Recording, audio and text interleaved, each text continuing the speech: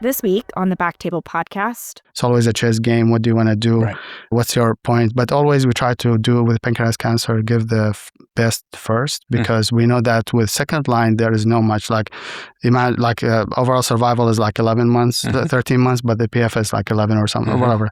But patients sometimes don't get to the second line. It depends on, and the complexity of working up further progression also. Like, do I need a more biopsy? Do I need to have time? Is the patient in the hospital? Can I give more chemo? So can the patient tolerate chemotherapy? Because chemotherapy needs also someone who can be able to basically function and able to eat. And what's the appetite status? What's the pain status?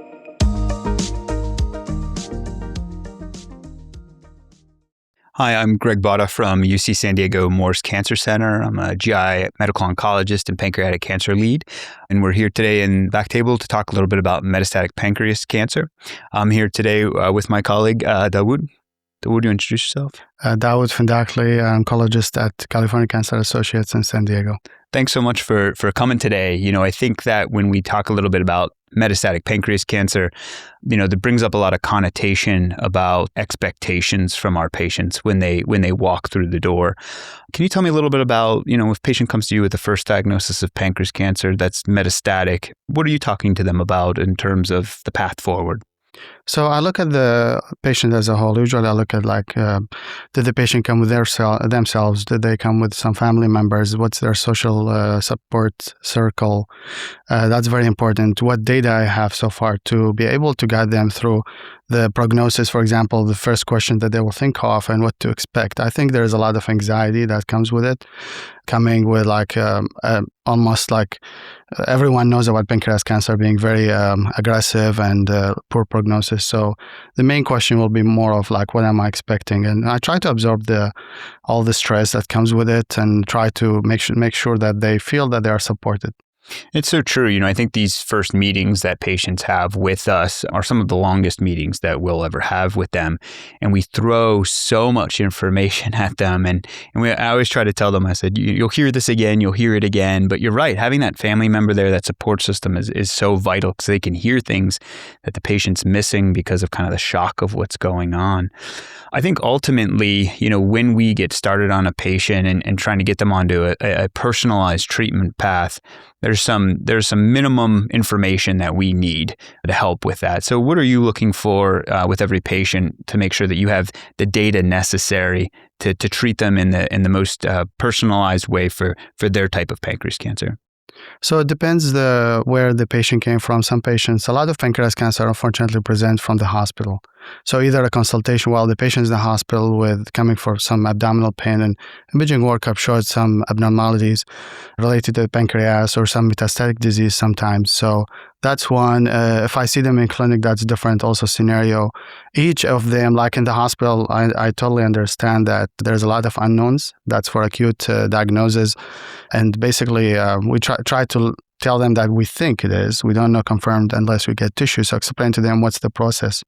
And that's, you know, for someone who's not in the medical field, need like a lot of explanation. I try to illustrate to them, like write down things that's a checklist that we need to go through and try to also take their opinion about the workup we're doing and also take their insights into it. In the clinic, I want to know what data I have, what workup was done.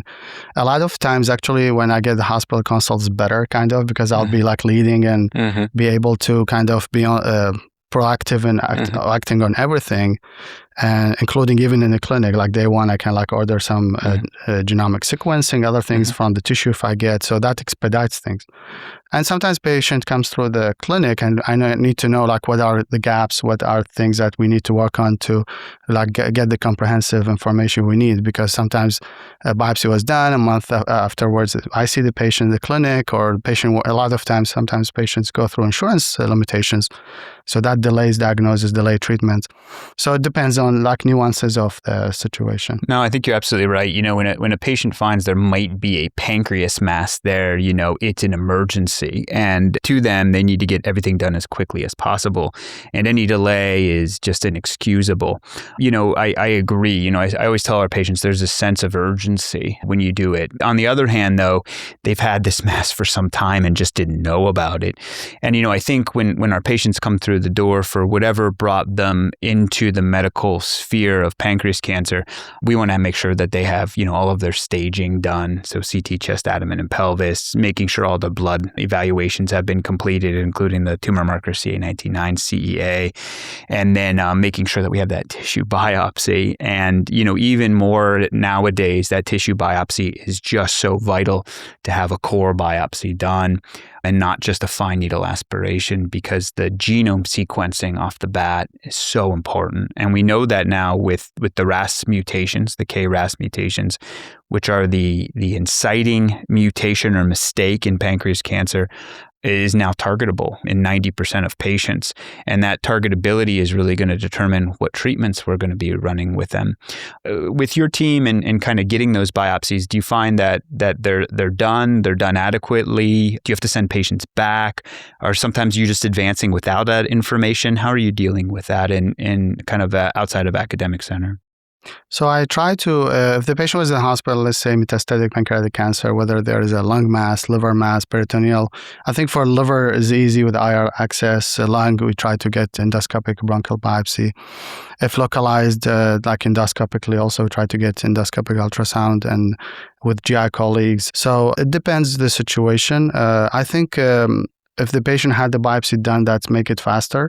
But then it depends on the connectivity. Usually I try to talk to someone directly, like call GI and try to make sure the insurance, that's another limitation, make sure the insurance lines up and I can talk to the right person. But usually I try to expedite that way if it's not done. Mm-hmm. But thankfully, like a lot of cases, very rarely here and there that you get someone without a biopsy. Mm-hmm. But imaging is important. Sometimes you need extra layer of imaging, like PET scan, if like the CT is not like, we don't know if there is extra pancreatic spread or something, not clearly identified on CT there's a spot, but we don't know it's indeterminate. So sometimes it's a good point to bring up. You know, I think a lot of times patients will come to us where there's this theoretical metastases seen on the scan, but it may or may not be true. Sometimes we'll get an MRI to try to confirm that a little bit better. But a lot of times is that the treatment paradigm for honestly the last 15 years has been to start with chemotherapy no matter. And then you could kind of follow those lesions if they're not biopsyable and kind of see how they change over time.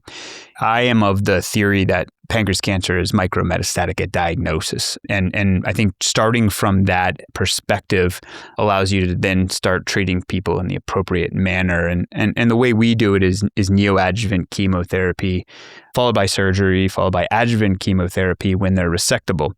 In the metastatic setting, we're usually not saying surgery is on the table. And in doing so, the intent of the treatment is to decrease symptoms, prolong life, but probably the problem's never going to go away. It's not curable. Do you talk to patients about that right off the bat? Do you take it as they ask for it? You know, how do you deal with that in your clinic when you're dealing with a metastatic patient where likely they're not going to get to surgery, they're likely never going to have this go away? Yeah, it goes either way. Sometimes patients want that hope type, and we hope for that too. But sometimes, unfortunately, from the patient and experience that we go through, we know how the cancer is behaving. But sometimes patients ask, like, what can I get surgery? Can I do that? And clearly there's, like, let's say metastatic disease and bone spread and other things. So we try to, like, sit and spend more time with the patient, explain everything in details and get them to know the condition. Prognosis-wise, if they didn't ask, I try to ask them if they want to know about the prognosis. Right. What do we know? Sometimes a lot of pieces missing, for example. And a lot of it also depends on their response to the chemotherapy. After a couple cycles, we see how they respond. I think how aggressive the cancer is. And I involve also palliative care early. Good. Extrapolating from lung cancer data that showed early palliative care involvement prolonged survival. So I try to explain to them that I like to involve palliative care, to have another team, a medicine team, take care not only in the clinic, whatever time I'm spending, there's someone else can spend the whole time at home too. So I think also that helps in supporting them. And some people are at home, they don't know if they should go to the hospital, they don't know what to do. And then those teams adjunct and support us in managing. No, it's so true. I think when patients come to our UC San Diego pancreas cancer program, we have all of these kind of support systems in place, and we're lucky at being at a comprehensive cancer center to have that kind of all under one roof. And I try to do the same, right? You try to say, yeah, you have a cancer, but you're also, a person, and the cancer is causing complications. And for us to get the most success in treating that cancer, we also need to treat the complications that you're dealing with. I also like to honestly not necessarily jump the prognosis on the first date. And the reason why is you have to get started on treatment. Some people respond really well, and in doing so, the prognosis changes. And we have to remember that prognosis is based off of a population of patients, but not an individual. So you're absolutely right. Every patient comes through the door with a different pancreas cancer genetically, a different metabolism, different support systems, different ability to gain weight. And I think ultimately those things lead to the success of that patient. In terms of kind of patients coming through the door with complications related to the initial diagnosis, like jaundice, maybe itching from that jaundice or yellowing of skin, miscolored stools and change in urinary habits, dietary changes, weight loss. How are you dealing with that at your center and basically setting the patient up to get started on treatment with the highest likelihood of success? So it depends on the symptoms. If it's like, let's say, abdominal pain, we try to manage what's the reason. If along the way, if there is any issues with controlling the pain, we try to offer the celiac block through a GI. And also in the community, it's challenging to find the right person. So it's always about knowing who's around. And sometimes also the doctors change in the community too. So someone that they went through other location, you have to find out other person who does that advanced endoscopic procedures. In terms of jaundice, it depends on the situation. Is it like metastatic to the liver and the obstruction to the biliary tree is causing the jaundice, or is it something else? Is it a medicine? Is it like some statin causing it? Is it some cholangiocarcinoma concomitant, or like some other etiology? Alcohol. A lot of pancreas cancer come from chronic pancreatitis background. Is there alcohol issue? And some patients are afraid actually to bring it up, and we have to create that trust between the patient and us to be able to tell us what they are going through. For example, they try to quit, they know that this situation, then go through withdrawals. And then eventually, if the bilirubin, let's say high, jaundice is bad, then sometimes sending them to the emergency, to the right center and right location to do the advanced stenting and all these will be beneficial to be on top of it, not wait. Well, you're absolutely right. I think, the pancreas, when we really, talk about it, I usually say it's in the core of our body and it's the grand central station of organs. We don't really think about it, but it's responsible for endocrine function in terms of insulin and blood sugar. It's in terms of exocrine function with digestive enzymes. It sits right on a nerve plexus. It's wrapped around vital blood vessels.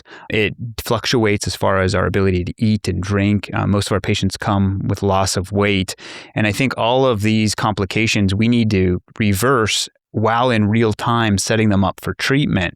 And I think that the complexity of this tumor it cannot be overstated, in the multidisciplinary care necessary to do it right. And I think towards that aim too is getting as much information up front as possible. So making sure that patients have, next generation sequencing done as early as possible, because it really does help with finding either a clinical trial or starting somebody on the appropriate treatment. What has been your experience in getting that information and having that comprehensive team in place before starting patients on therapy designed for them? So I look at the patient as a whole. For example, what's the ethnicity? Is it like an Ashkenazi Jewish ancestry? Are we thinking of some BRCA? What's the family history? Is there any guidance in terms of that? And also discussion with patient, what they want. Also, the functional status of the patient also determines therapy. Now, sometimes someone in pain and cannot move from chair, and just because of pain, I would not rely on that solely because our also functional status assessment tools are not as advanced as we can. So we have to have this art of medicine in evaluating patients. But yeah, a minor symptom of bloating or like some minor symptom of diarrhea or something might be for us a grade 1, but for the patient might be something significant. That sometimes dealing with type 1, I have a patient once had a side effect from immunotherapy and got like type 1 diabetes side effect. And he told me like treating type 1 diabetes with insulin is worse than cancer. And so we have to know their perspective. We have to be on the same level of what to expect, what can I do to support them. And there's a lot of unknowns at the beginning. We try to minimize their anxiety too. Absolutely. I think that when the patient comes through the door at our pancreas cancer center, we're immediately looking at that past medical history because it informs us of what future complications we might have. But it also allows us to know of, how best to support them off the bat. And it's kind of hard to do that in real time, but you need to make sure that you're looking at the glucose levels, the hemoglobin A1C, making sure that if necessary, you have good diabetic control because we know that the therapies we put them through can exacerbate that they're digesting their food and absorbing it. Otherwise, their weight continues to diminish. They have no energy. Again, we put them through therapy and that diminishes it more. So getting that stabilized is so vitally important. And then making sure, like you said, the pain is controlled, right? I mean, pain is usually the overwhelming symptom that these folks will come through. Doing things like a pain block, using oral pain medications can greatly improve that with either a palliative care team or their medical oncologist. So getting those things sorted kind of in real time while you're saying, all right, we got to think about what our next steps are with the treatment plan, really do set folks up. And to that point that you brought up, the gene sequencing, right? I mean, we know that BRCA2 mutations can occur in up to 20% of families with the ability to exacerbate a pancreas cancer diagnosis in multiple family members, amongst others like PALB2 and CHEK2 and RAD51. And I think that having that information off the bat helps us determine what our next steps are for their treatment. In terms of the tissue diagnosis, we also need to know what is that KRAS alteration. But not only that, what other alterations are there because there's more and more trials available. And I think in pancreas cancer amongst all, before we even get into the treatment discussion, you need to have that information because clinical trials are so vitally important for this diagnosis because we've been stuck with the same chemo for 15 years and we're only going to be with chemo unless we get this gene sequencing off the bat and get people onto the appropriate trials. So I don't think we can talk enough about that. So getting that tissue biopsy is so important. So there's been a standard in pancreas cancer, since probably about 2011, where combination chemotherapy has been what we've had in our arsenal. Talk to me a little bit about, how you assess someone for combination chemotherapy, about the backbones that are available, and about kind of how you move forward on what the FDA approved options right now, what we call the standard of care. I've learned from some patients hate hearing over and over again standard of care that I usually say FDA approved options. So tell me a little bit about kind of your talk with them about that. So definitely the first conversation is like exploring trials, and trials sometimes are tricky, knowing what's around and whatever now in a month, maybe a different trial opens. So always communicate. Trials, I think, offer our patients more futuristic options, if possible. Limitations, talking about community, sometimes the distance, the commute, and all of that. But I try to also explore that. Touching base on the BRCA part, like let's say a young patient talk about fertility, like for example, like 40 years old and somewhere that fertility with chemo is important. Diabetes, the average median age of diagnosis is 71. So a lot of patients, let's say, have diabetes, have neuropathy. So that also limit our chemo, touching base on the chemo. I think from the 2011, when the FOLFIRINOX was approved, and then going to then gem-nab-paclitaxel afterwards, and then nalirifox 2023 or so. It's overall survival is still a lot to desire, more than what we have. But imagine like from 2011 to 2023, FOLFIRINOX and nalirifox, the same overall survival now comparing trials, but 11-something months, 11.1 months, and gem-nab-paclitaxel 8 to maybe 8-ish, but there's no 8 to maybe 11 if it depends on trials. But I think it depends on the situation. I try to push, and now it's not always more is better, but for some reason in pancreas cancer, I think the there is no head-to-head comparison between the both regimens, and they're both valid. But I think a lot of caveats comes to it, logistics and giving which one first. We have more like room for other like next lines. It's always a chess game. What do you want to do? Right. What's your point? But always we try to do with pancreatic cancer, give the best first, because we know that with second line, there is no much like overall survival is like 11 months, 13 months, but the PFS is like 11 or something, or whatever. But patients sometimes don't get to the second line. It depends on, and the complexity of working up further progression also. Like, do I need a more biopsy? Do I have time? Is the patient in the hospital? Can I give more chemo? So can the patient tolerate chemotherapy? Because chemotherapy needs also someone who can be able to basically function and able to eat, and what's the appetite status, what's the pain status. So far, I think the standard of care will be, other than clinical trials, will be like, we'll try to do the 3-drug regimen. I don't consider leucovorin, but 3-drug regimen. Then whether FOLFIRINOX and NALIRIFOX, and believe it or not, sometimes in practice, I know in academia and financially, NALIRIFOX is more expensive and more costly and more burden on the system. But sometimes you never know. Sometimes certain institutions will prefer NALIRIFOX for different reasons, formulary or other things, or like whatever insurance limitations goes on the other side too sometimes. So I think that a lot of times is we'll start off with patients saying, all right, well, we have the FOLFIRINOX, the 5-FU, the leucovorin, the oxaliplatin, the irinotecan, and then do we modify that? Do we do the traditional dosing with the irinotecan and the 5-FU bolus? Having that go every 2 weeks, over 2 days with a pump. And we know the complications, the myelosuppression, the nausea, the neuropathy that come with that, the hair loss, versus Gemabraxane, which is a 2-drug regimen, no pump, days 1, 8, and 15, every 28 days. And you're right, are patients able to transport themselves back and forth? Do they have support to help with that? Do we think that they're going to have more myelosuppression or not? And, ultimately, you're right. If you look at contemporary Gemabraxane trials, even the ones that have failed, you're looking at about 11 months median overall survival, and the same thing with the FOLFIRINOX, median 11 months of overall survival. So that's kind of been our benchmark for that.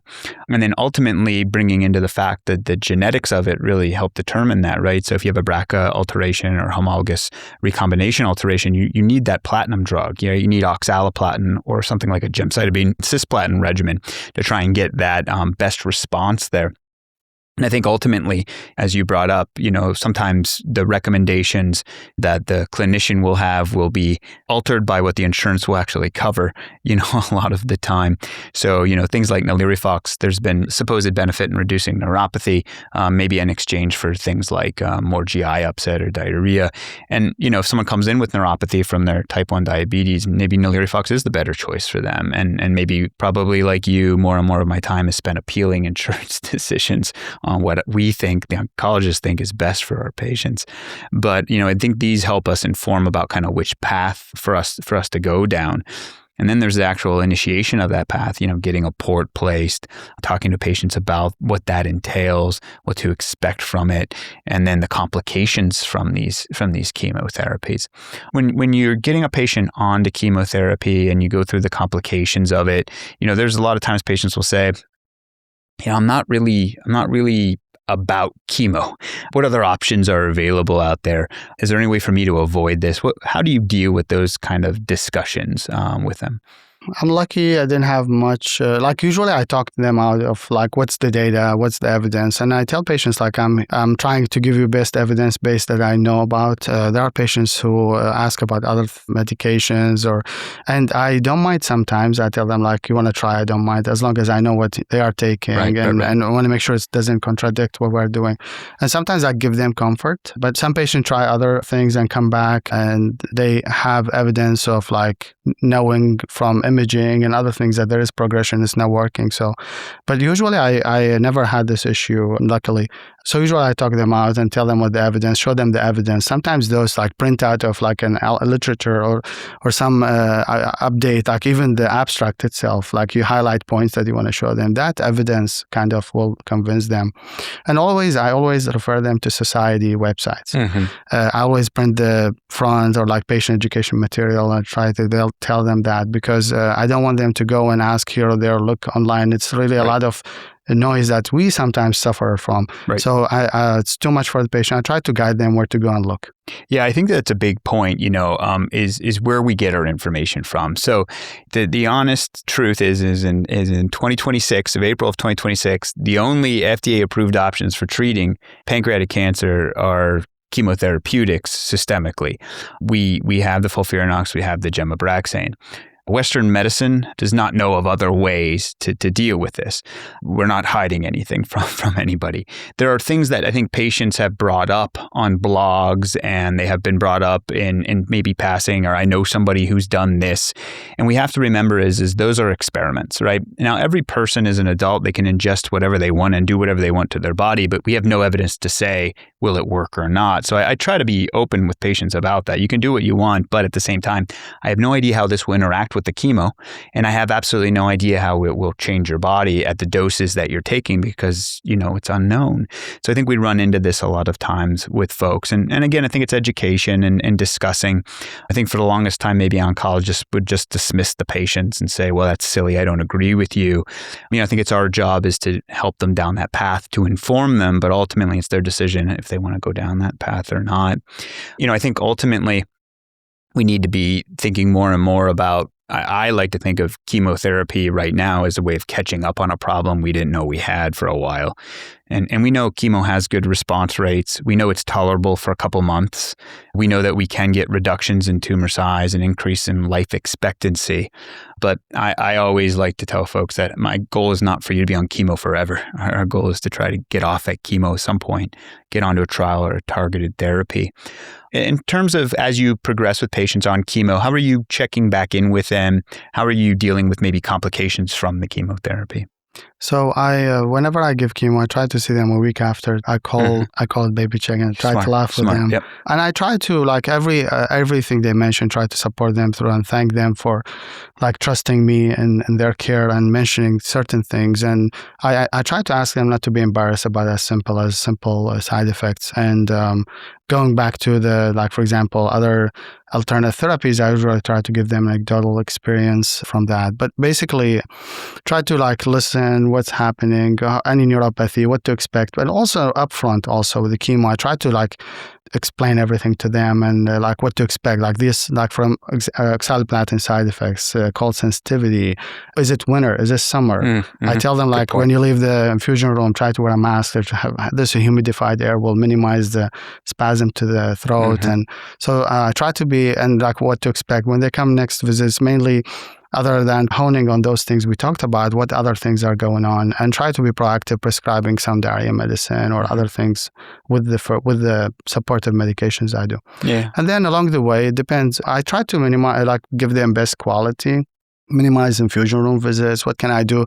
Try to work on the logistics. What can I do to they're coming 3 weeks on, 1 week off, or 2 every other week? And what can I do to give them the quality, give them time, and not because they get chemo for a week, they will not feel as well. Right. And then next week, they'll anticipatory other side effects that could happen. So what can I do to minimize that? That's my main priority. I think it's a really good point. With the patients, we say we expect these side effects, right? We expect them to happen. At the degree at which they'll happen for any patient, we don't know, right? I'm sure we've all had that patient with irinotecan or Abraxane who didn't lose their hair, and it's just, you're like, wow, I've never, I didn't expect that, but most will, right? And there will be some nausea, but most of it can be dealt with. And, I think that it's individualized for every patient. And I like your baby check-in, I think that's great. We usually do the same, after the first chemo, where are we? What do we need to optimize? And then go from there. I think a lot of patients don't want to spend their time at the oncologist's office. So, if they're like, hey, I can check in once a month or once every other, I think that you're right. As that there's safety in doing so, you can do it. And then obviously just seeing how their body reacts to it, their liver enzymes, their white blood cell count, the red blood cell count. We expect there to be low counts as we go through this. Ultimately, with these folks, as they go along, we do check-ins with them to say, is the therapy working? What techniques are you using to determine, if the tumor burden is increased, decreased, stay the same? And then how are you giving that information to your patients? And what are some newer aspects that are out to kind of determine this? So first, throughout the visits, when we see the patient, we evaluate the hydration status, their symptomatology, like how is the appetite, how is things going. I think that's clinically is the best measure, because we rely on images and we cannot do it too often because we still need to see a response. So basically, symptom-wise, I tell patients it's a marathon, it's not a sprint. Like sometimes patients, the opposite will be coming despite side effects, try not to mention, for example.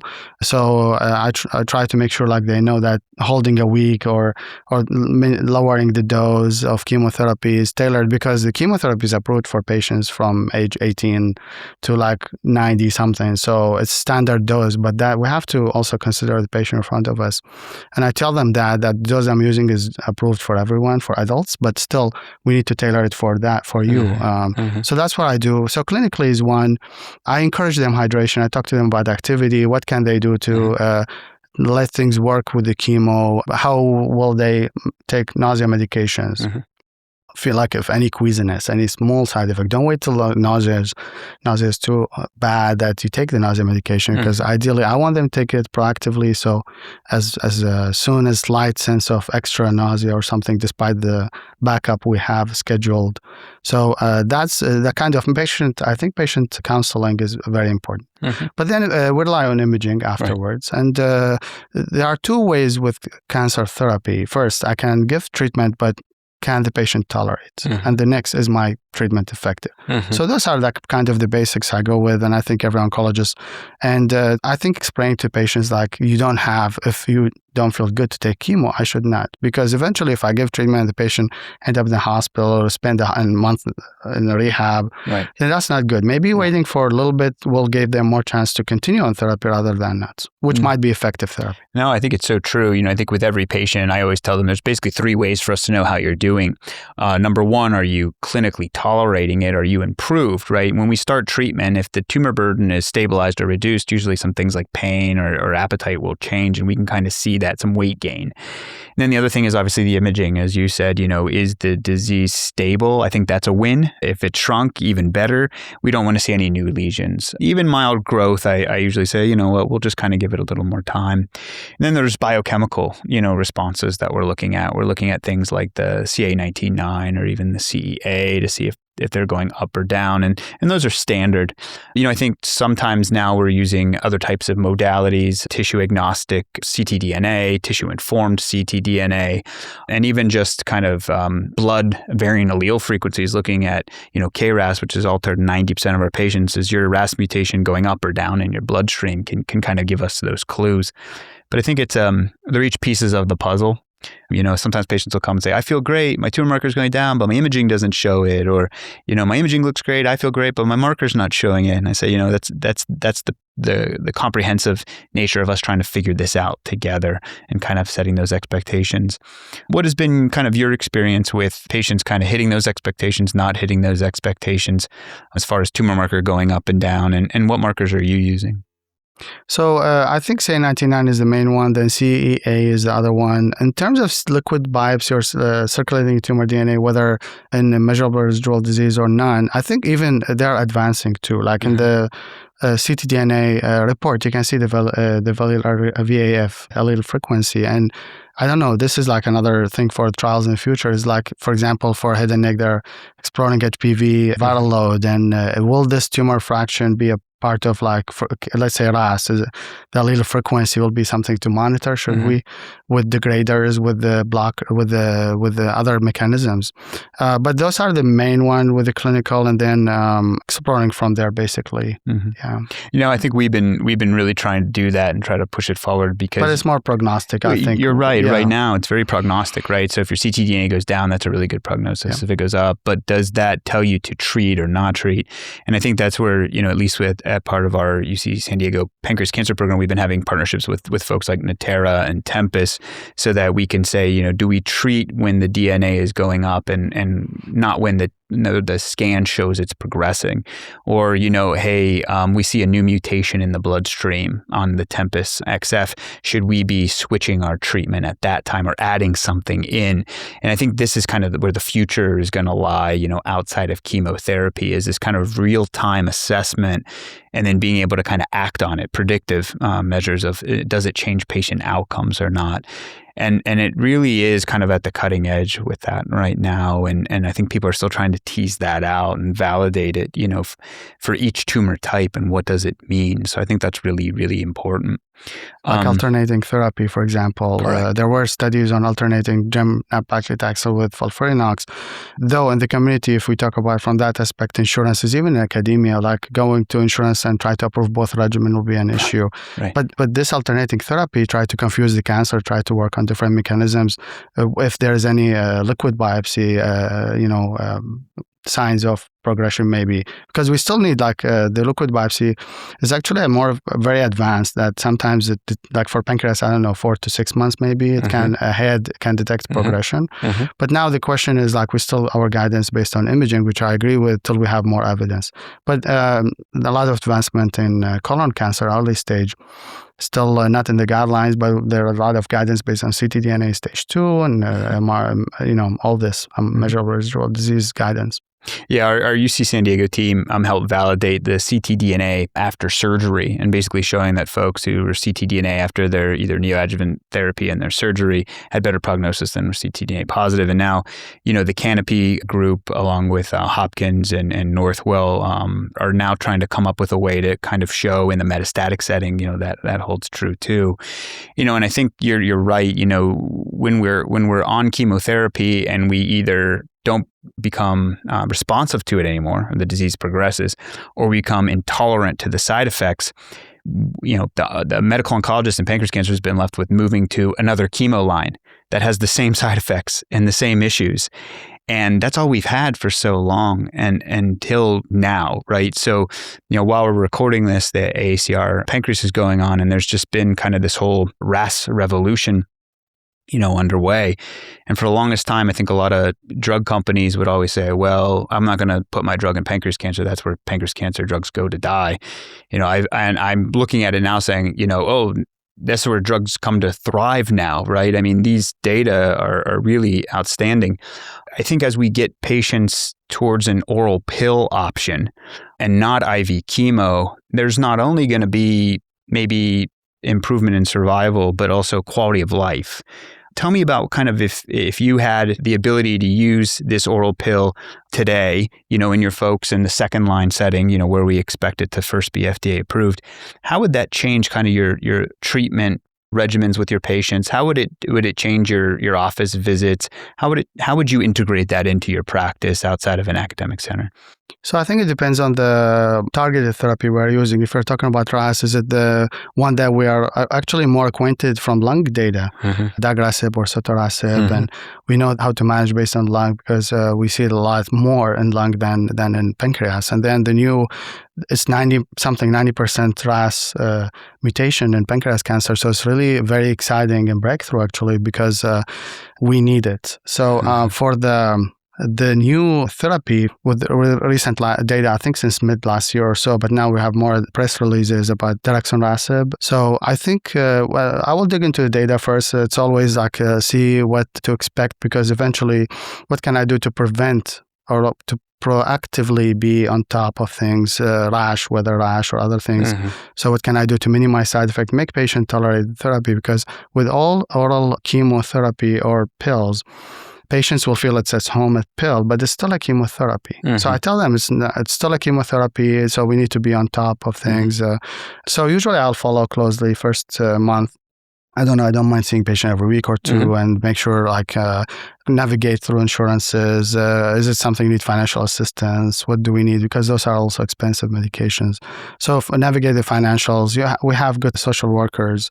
So those are basically the ways we go. And then based on side effects, we have also knowledge about managing side effects from other chemotherapies and other chemo pills, whether is it blood pressure, is it liver enzymes, is it more rash? Are we managing the rash similar to, let's say, prostate treatment, or are we managing rash similar to cetuximab rash, or based on rash from like other things like lung cancer treatments.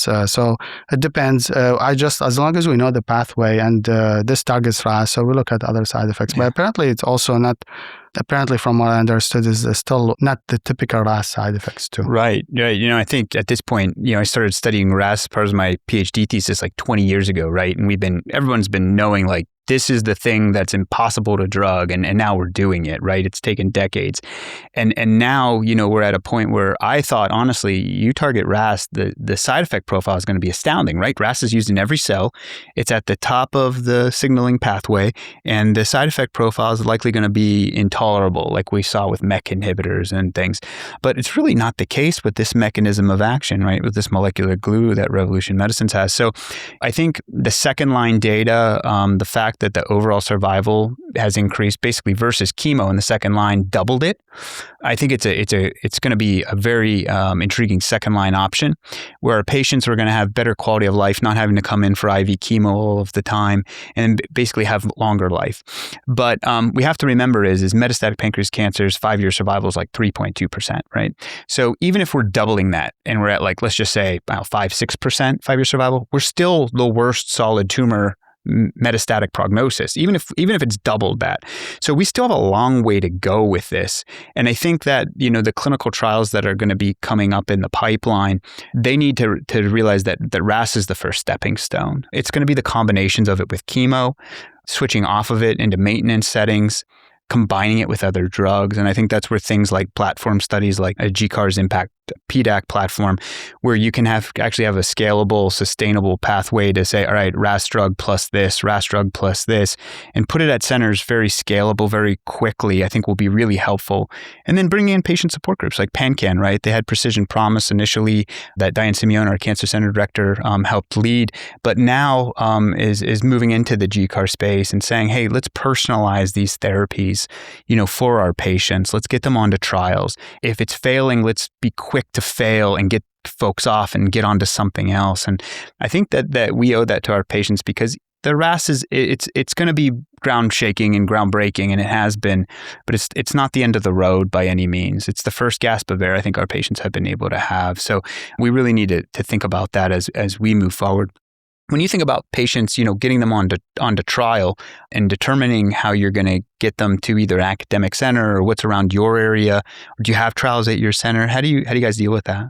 So we have local, we are affiliated with local trial team. My group had trials in the past, but I think with logistics and everything, with challenges, keeping up with the financials, so I think that was limiting. So we have I tried to either local trial team or some academic center navigate through insurances also, because but the trial is an opportunity always. Mm-hmm. So looking for a trial and teaching patients about why is a trial, what's the idea of a trial, and I always try to explain it to patients as a futuristic option. Right. So, but that's basically what trials available. Can I get patient trial and in first line, early cancer and metastatic.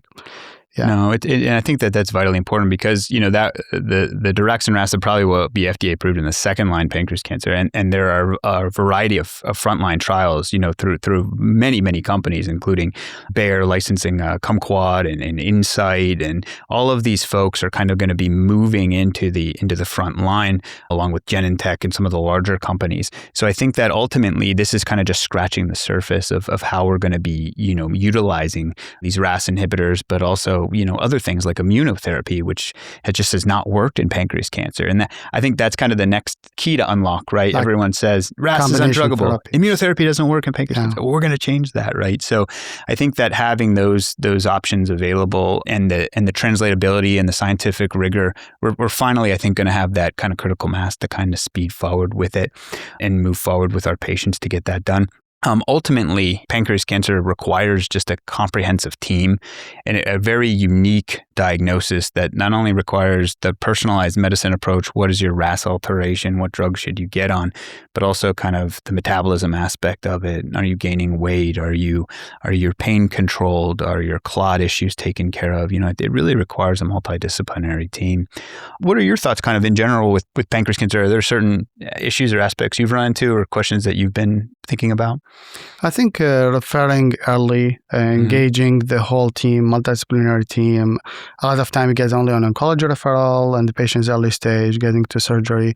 So I think early referral, or patient present to a hospital and then didn't get a biopsy, they discharge sometimes and say outpatient workup. But I think getting the workup as early as possible is the key. Yeah. Because time is pancreas, technically, if I want to say. That 1 week, 2 weeks delay might be a big issue in treating patients, and we might not be able to treat patients. I don't know what the exact data now, but like a lot of patients don't even get to therapy sometimes. Right. The disease is so progressed at that time. But I always tell patients, like, they have the autonomy. Everything we recommend is, I want them to get educated, know all the data, what's in my mind, so they can make an informed decision. I think that's the main part. Yeah, and I think, there's still some fundamental questions we don't know, right? Why is KRAS mutated in 90% of pancreas cancer? We don't know. What's the inciting event? We don't know. And the families that it's happening in, there is some ability for us to kind of get ahead of it, right? If you have a germline BRCA alteration, something like our Pancreatic Early Detection Center at UCSD can be vitally important to start screening folks earlier.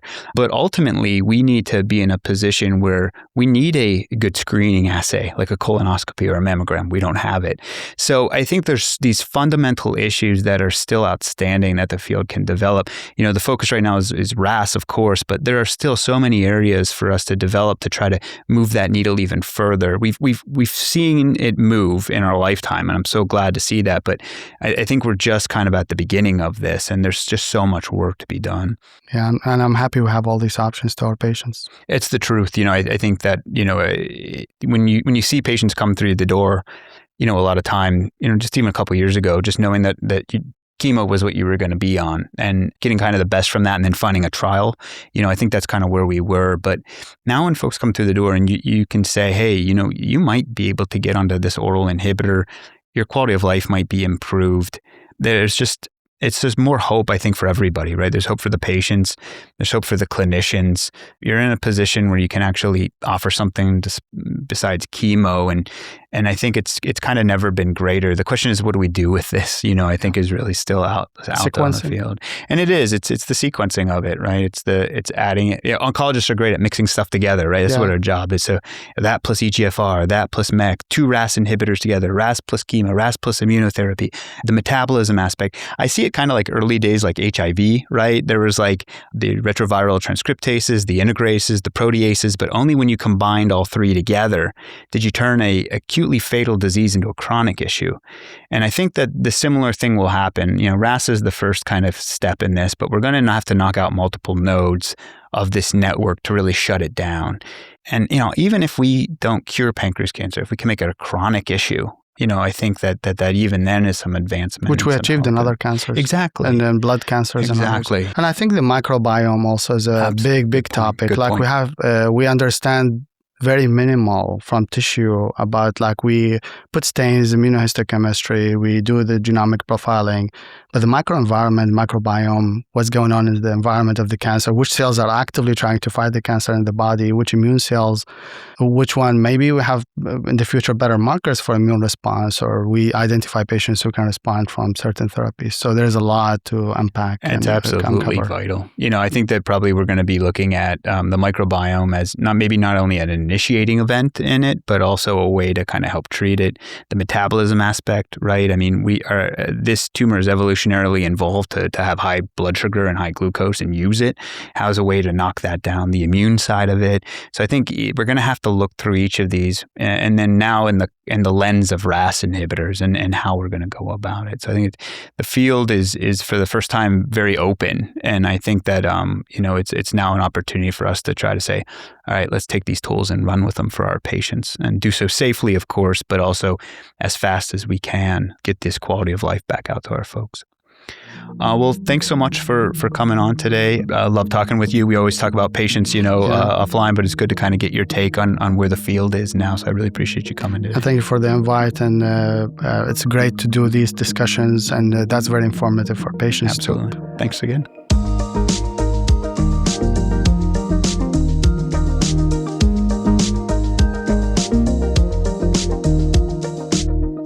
Thank you so much for joining us on BackTable Tumor Board. If you haven't already, Be sure to follow and subscribe, rate the show 5 stars, and share with a friend. If you have any questions or comments, direct message us at _BackTableOnc. That's _BackTable ONC on Instagram, X, Blue Sky, YouTube, and LinkedIn.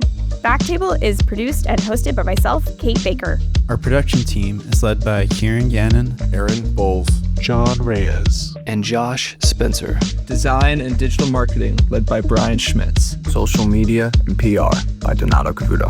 Administrative support provided by Judy Dela Cruz. Music by Aaron Bowles. Thanks again, and see you next time.